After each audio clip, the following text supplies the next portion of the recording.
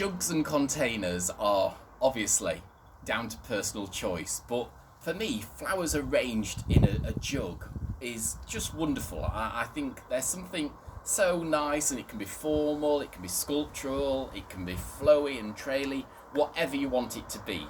And I've been a florist for so many years now that I've got such a collection of favourite containers, and most of them just sourced from different places like flea markets, charity shops, antique fairs, some given to me as gifts, many sort of quite precious with the memories that they conjure. And I love this one because it's quite a tall container, it's not got a huge aperture, which is something you need to consider, because if it's a wide necked vase or jug or urn, it's going to take a lot of filling. So sometimes slender necked vases are much more preferable. Whenever I'm starting, it's always best to get some foliage in there to anchor the flower stems into.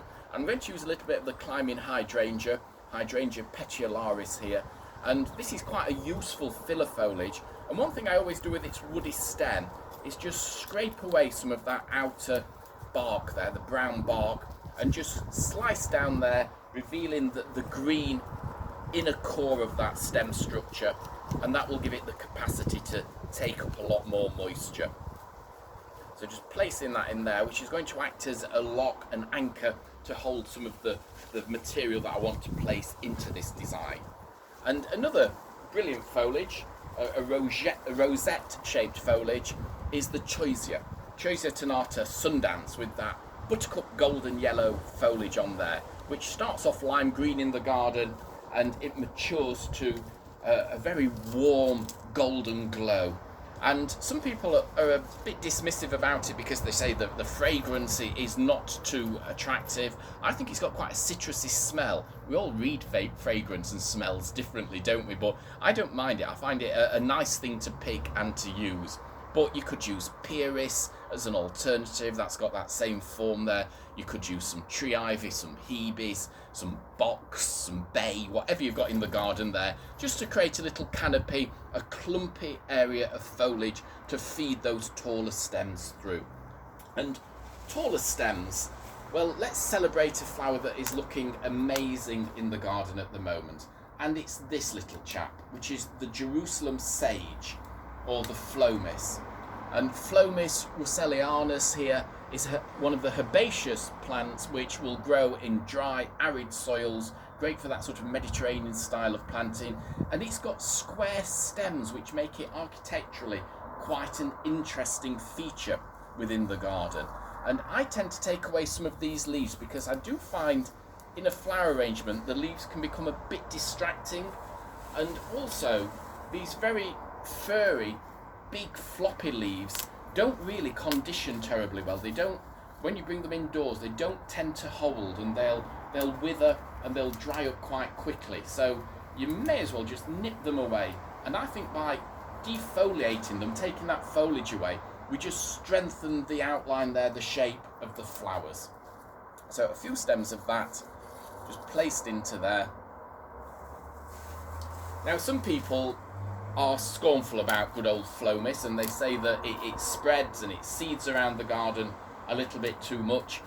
I find that it's a bit like foxgloves really. It finds its own spot in the garden, and it looks good because it's one of those handy things that you can almost forget about and just leave it to continue and grow to its own devices. The nice thing about it, when the flowers finish, the seeds in here are great for birds during the winter time, and things like the finches and the various tits, they will feast on those seeds. And thank you for leaving it out there during winter time. And in the winter, when those dark brown dried forms are covered in frost, it looks amazing. So quite a handy thing for different times of the year, bringing some seasonal interest into the garden. Well, in amongst there, I've got some allium seed heads, and we'll just pop some wonderful round shapes there of the alliums just into the top. Just bringing those down through there. A bit lower on that one. I always say to people when I'm teaching floristry and flower arranging, don't be afraid to cut things a little bit longer than you might need them, because you can always reduce the stem size, but you can't stick them back together. So leave things a little bit longer than possibly you think you need them, and then reduce that stem length down if necessary, if required. So the alliums, when they set the seed, I think they're just as useful as when they're in flower, because that green orb with that pincushion-like form of all those little seed heads on there, fantastic, just great in the garden, also so wonderful in a flower arrangement. Some fern here, some of the shuttlecock fern, the Matusia, and this is such a lovely wispy thing to have in the garden. Vibrant lime green when it first comes out, and these stately spires of fern just growing in amongst herbaceous things like peonies, cornflowers, and polygonatum, all those type of things. It looks so good for so long. So shades of one colour here. We're going for the goldy colours because of the choice of the foliage. And people often say to me, when I'm making a flower arrangement, I don't always know where to start. What do I begin with? How do I plan it out? Well, for me, it's usually one flower that inspires me. So in this case, it was the Formium. Sorry, it wasn't. It was the Phlomis that inspired me here. And the shape of the Phlomis made me think, I want to do something in a nice tall container to just celebrate that wonderful straight stem that it has. So I start with one flower, and then I wander around the garden. I look for other flowers that I can add to it. And I'm thinking of repeats in shape, like the alliums and the round forms of the Phlomis.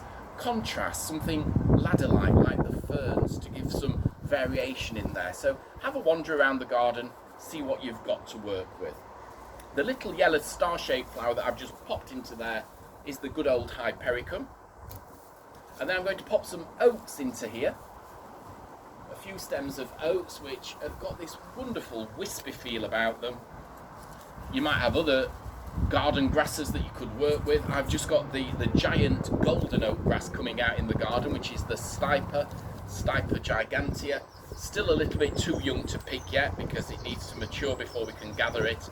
But these wild oats are just perfect for working with. I just gathered these on a dog walk a couple of days ago and thought, oh, they'll look so pretty in a vase and just give a wonderful floaty, wispy feel to an arrangement. I think when you like flowers and you enjoy working with flowers or creating with flowers, you never go for a normal walk without having your eyes on nature and the countryside. So you're looking for inspiration, or you're looking at a branch that's fallen off a tree, or a piece of ivy root that you've stumbled across.